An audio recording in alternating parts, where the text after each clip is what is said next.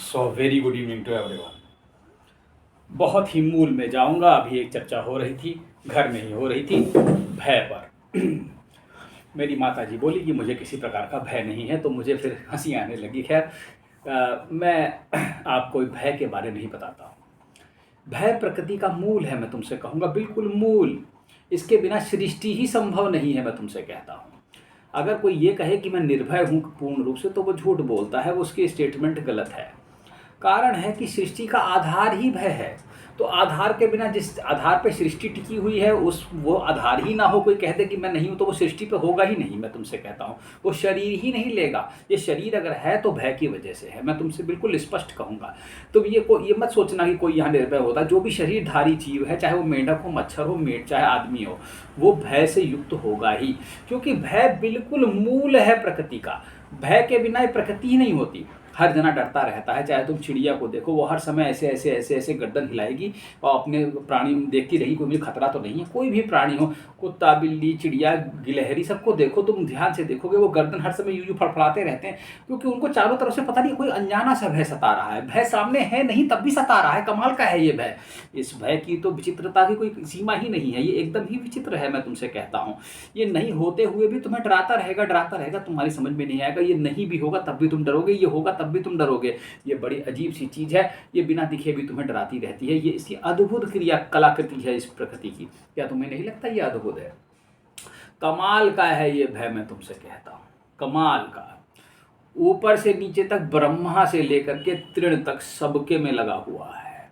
सृष्टि के अगर मैं दो आधार मान लूँ, तो एक आधार काम हो सकता है, अगर इसे थोड़ा सा वैसे देखा जाए, लेकिन बिना काम के भी सृष्टि है। लेकिन भय तो बिल्कुल मूल है।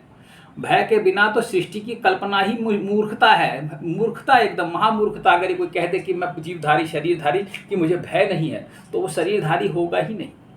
इसलिए अगर तुमसे कोई कहता है मैं बहुत बड़ा वीर हूँ, तो मानना मत। चाहे वो एलेक्जेंडर हो, चाहे कोई हो, चाहे कितना बड़ा पराक्रमी हो, लेकिन अगर शरीरधारी है तो भय है, चाहे कोई भी हो।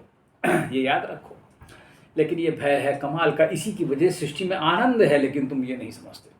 ये भय आनंद प्रदान कर रहा है। तुम्हें नहीं लगता? मृत्यु का भय सबसे बड़ा भय कौन सा है? मृत्यु का भय। मैं मर जाऊंगा। कमाल हो गया। ना तो तुम मैं को जानते हो और मरने को जानते हो, ना तुम कुछ जानते हो। मैं तो जान ही नहीं पाए तुम, क्योंकि तुम मैं ही में रह गए, इसलिए मैं ही हो गया और मैं ही खत्म हो गया। पता नहीं तुम कब हुए कब नहीं हुए, ये भी एक अजीब सी बात है।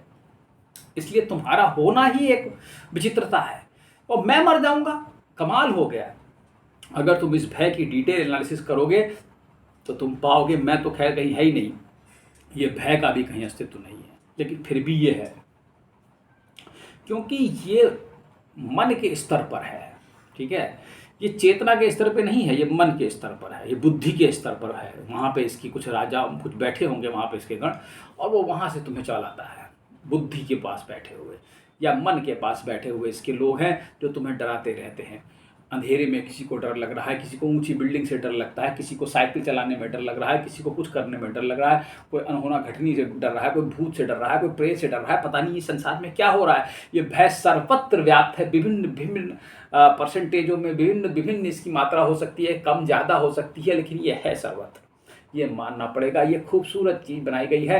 एक अनजाना भय है, अंधेरा कमरा है, कोई नहीं है, पर हम डर रहे हैं। बड़ी कमाल की चीज़ हो गई कि मैं डर रहा हूँ एक अंधेरे कमरे में, पता नहीं क्यों डर रहा हूँ, मुझे खुद समझ में नहीं आ रहा। मुझे बचपन से भूत के किस्से सुनाए गए, मेरी सबकॉन्शियस में बैठा हुआ है और मैं डर रहा हूँ। ये अजीबो गरीब किस्म का भय और ये अजीबो गरीब किस्म की संरचना बनाने वाले धन्य है परमेश्वर। इसमें कोई दो राय नहीं है। प्रभु धन्य है। जो दिखाई ना दे, जो सुनाई ना दे, जिसे कुछ भी ना हो, उससे भी तुम डरते हो। और जो दिखाई दे, सांप भी सांप जैसे आएगा तो तुम डर जाओगे, क्योंकि तुम्हें मालूम है ये काट लेता है, इसलिए तुम डर गए, तुम निर्भय हो गए। मतलब तुम्हें डर लगा रहता है। तो तुम्हें क्या लगता है कि ये जो सांप और ये जो खेल हैं जितने भी, ये भय कैसे खत्म कर देना चाहिए? बिल्कुल नहीं। मैं कहता हूँ जैसे चल रहा है चलने दिया जाना चाहिए। हाँ, अगर तुम इससे मुक्ति चाहते हो तो तुम प्रयास कर सकते हो, लेकिन अगर तुम इसकी खूबसूरती देखोगे तो ये वास्तव में बड़ा मज़ेदार है। समाज का भय, समाज क्या कहेंगे, कोई ये इसका भय, उसका भय, मानसिक रूप से भय, बैठे बिठाए का भय, ऐसा ना हो जाऊँ मैं फेल हो जाऊँ, इसका भय, मैं पास नहीं हुआ तो क्या होगा, इसका भय, मम्मी क्या कहेंगी, ये चीज़ टूट गई, इसका भय। तुम तो देखोगे तुम्हारे जीवन में सिर्फ भय ही भय राज करता है। तुम तो हो ही नहीं। कमाल हो गया, तुम थे ही नहीं और तुम हो गए। ये कैसे हो गया? मैं तो कहता हूँ तुम कुछ नहीं हो, एक भय के पुंज हो बस। अगर अपनी देखोगे अपनी स्थिति को तो तुम एक भय के पुंज हो बस। और क्या हो तुम बता दो, इसके अलावा अगर तुम कुछ हो तो मैं तुमसे बता दो, मैं तुमसे कहता हूँ। और कोई नहीं है, पता नहीं कौन से ध्यान लगा रहे हो, कौन सा मंत्र जप रहे हो, किससे भागने की कोशिश कर रहे हो, क्या पाना चाह रहे हो, किस चीज़ से भाग रहे हो, कुछ पता ही नहीं है। कमाल का है ये भय। मैं तुमसे कहता हूँ इस भय की ही अगर हम पूजा शुरू कर दें तो कोई बुरा नहीं है। क्या कहते हो? परमेश्वर भी सोचेंगे मेरी पूजा छोड़ के भय की पूजा कर रहे हो, भय ही बड़ा आनंदमय है। मैं तुमसे कहता हूँ, फिर से सुनो ध्यान से, परमेश्वर का बनाया हुआ सब कुछ आनंदित है, सब कुछ। अब अगर भय भी बनाया है तो वो आनंदित है।